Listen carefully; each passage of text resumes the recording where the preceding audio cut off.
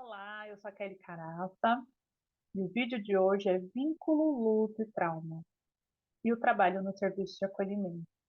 O quão transformador pode se tornar a nossa prática quando a gente se aprofunda sobre esses três conhecimentos.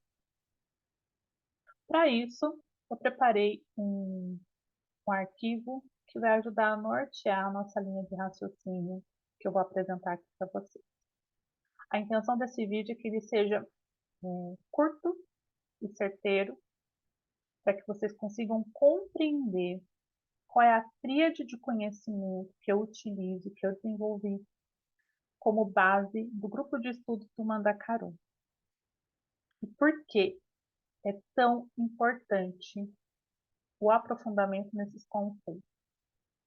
Então, hoje nós vamos sair desse vídeo. O que eu quero? Eu quero que vocês entendam por que é tão importante e o quão transformador pode ser. Vamos lá? Vou compartilhar com vocês a tela.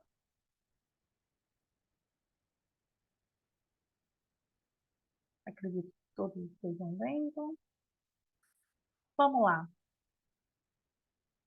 Qual é o cerne, o núcleo, o objetivo fundamental do nosso trabalho no serviço de acolhimento?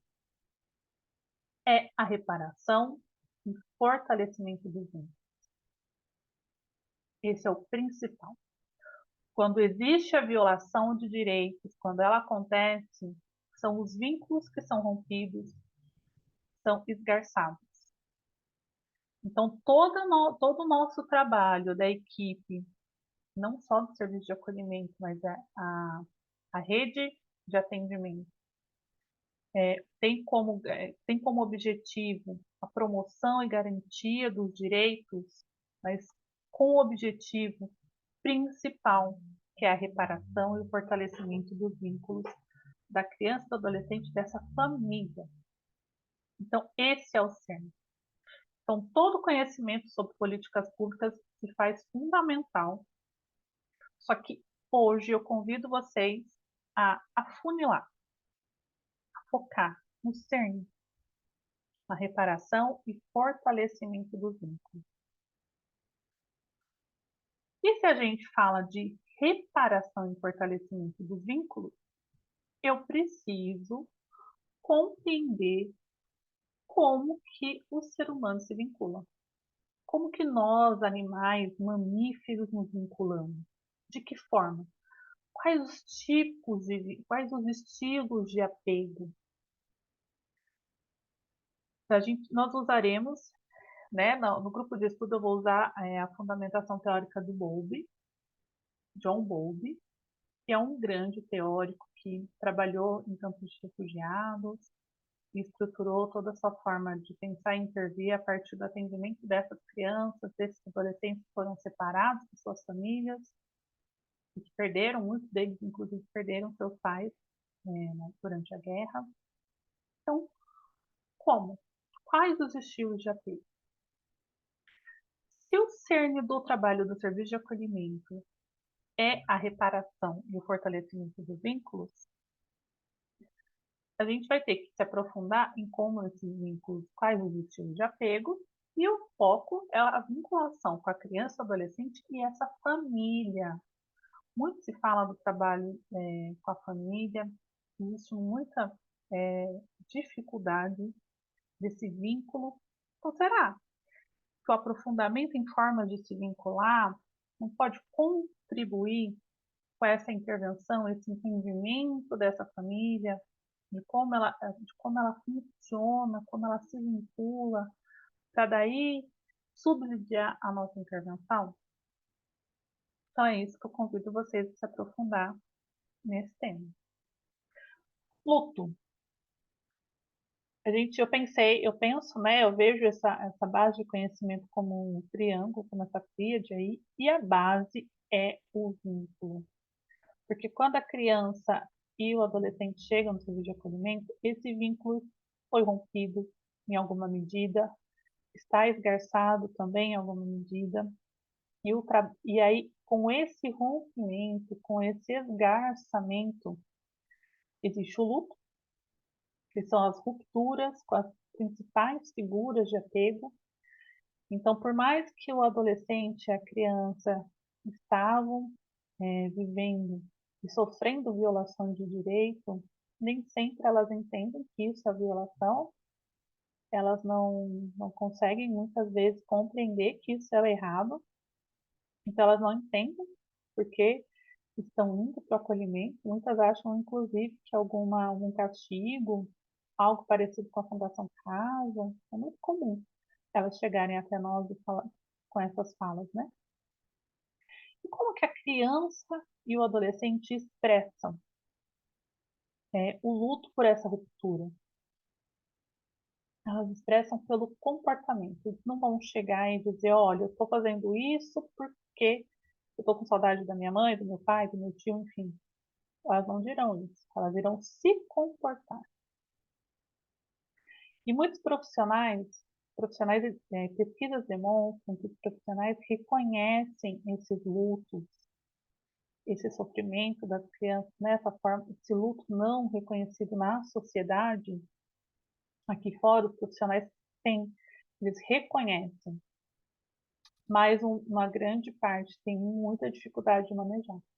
Então, perguntas que são muito comuns chegarem até mim Kelly, como que eu manejo, com quais estratégias, recursos eu utilizo para trabalhar, para informar, para trabalhar a destituição? Como que eu trabalho isso com a criança e adolescente? Então, tem muita dificuldade do como eu faço isso.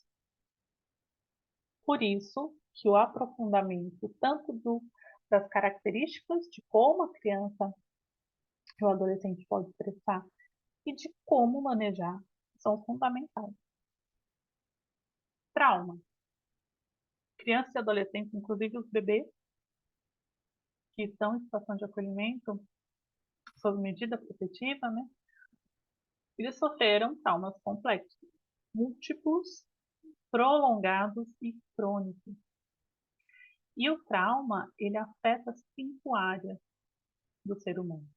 Afeta o cérebro, o corpo, a biologia, as crenças em relação à autoestima e o comportamento.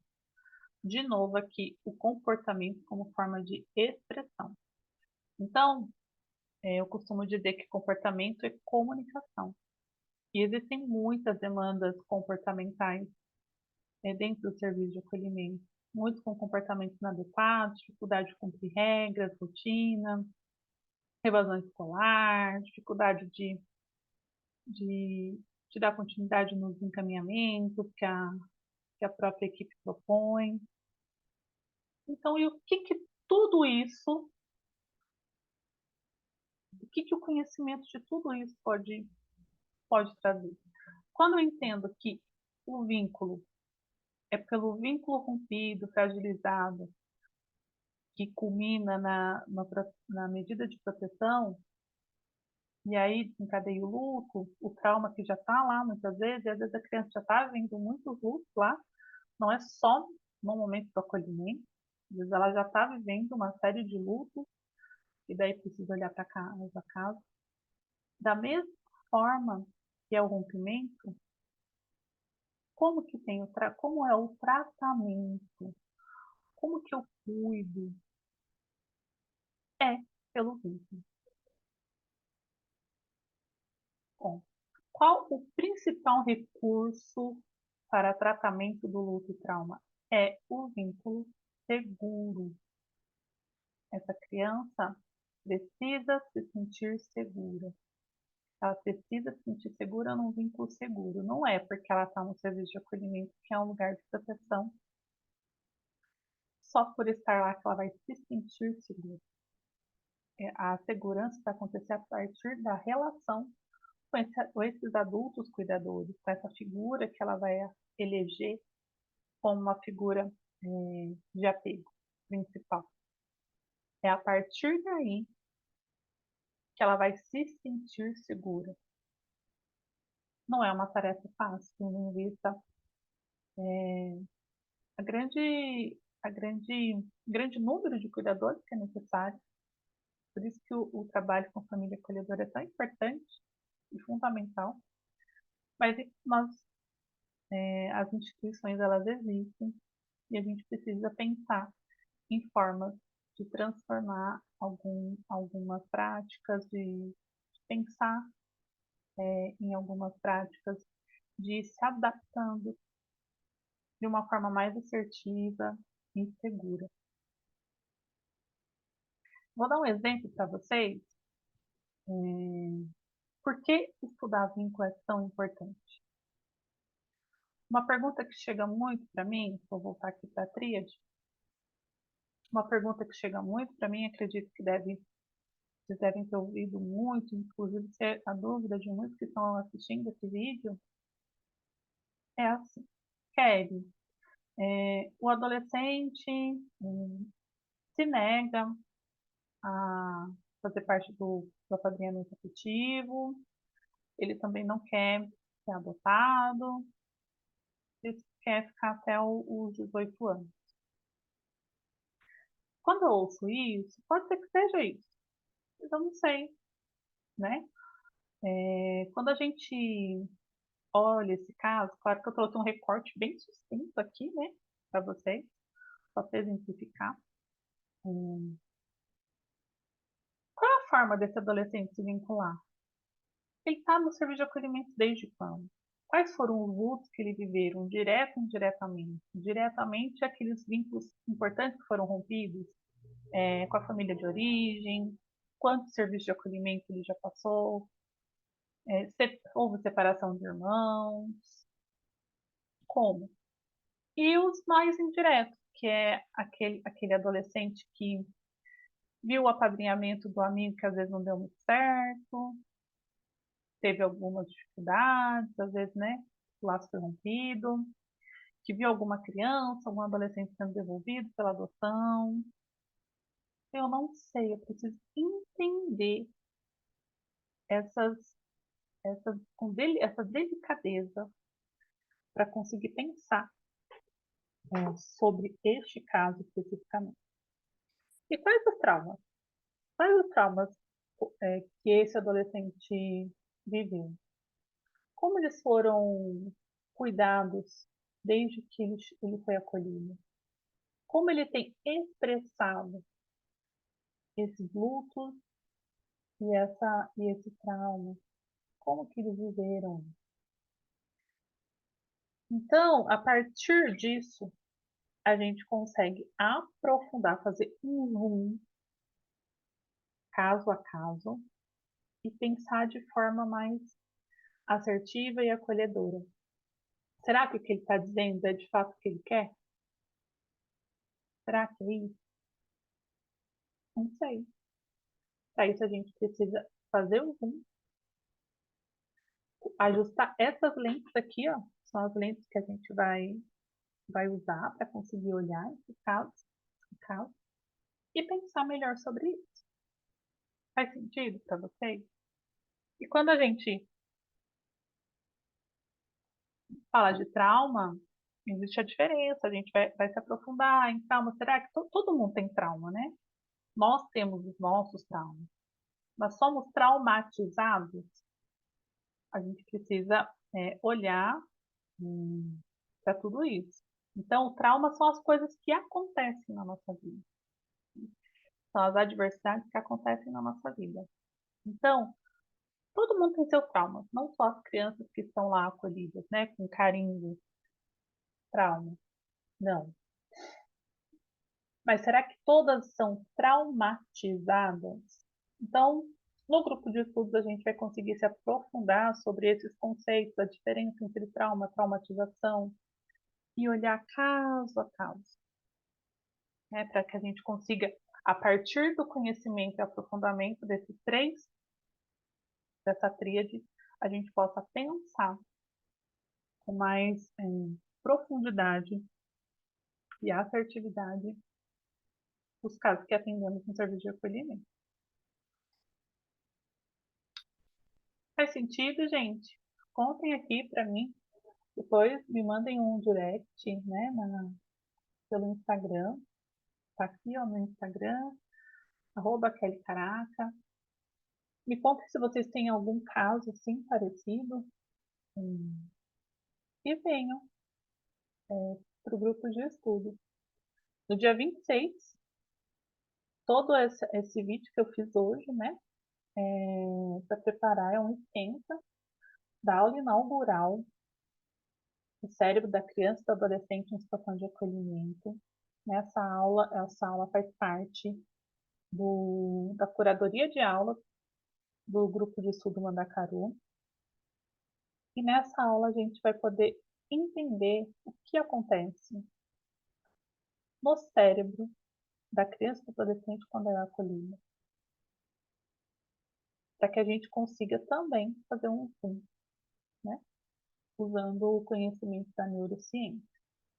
Inclusive, aqui não está nessa tríade porque esse aprofundamento está permeado entre o vínculo, luta e trauma, esse conhecimento da neurociência, ele perpassa todas essas três áreas de conhecimento, esses três grandes conceitos e aprofundamentos que eu entendo que quando a gente tem, torna o nosso trabalho muito mais assertivo, acolhedor e transformador.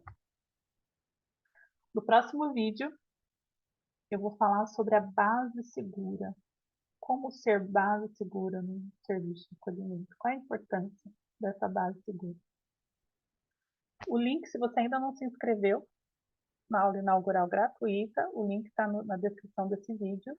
Se você conhece alguém, algum profissional que vai se beneficiar com esse conteúdo, compartilha com essa pessoa. Obrigada e até o próximo vídeo.